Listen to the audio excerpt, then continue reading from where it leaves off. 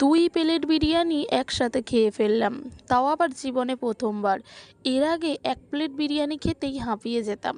বিরিয়ানি জিনিসটা আমার বড্ড ভালোবাসার, বলতে পারো মন থেকে ভালোবাসি যাকে, ভীষণ ভালোবাসি।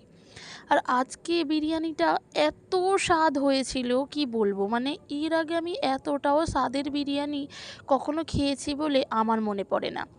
মানে যারা খেয়েছে সকলেই বলছিল এটা কিন্তু বাড়িতে বানানো বিরিয়ানি।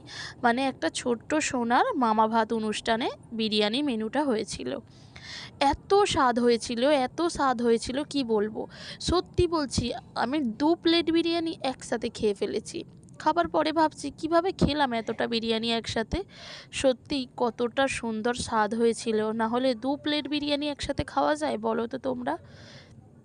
এখনও আমার মুখে স্বাদটা লেগে আছে, মনে হচ্ছে আরও একবার যদি পেতাম চেটে মুচে 2 প্লেট খেতাম।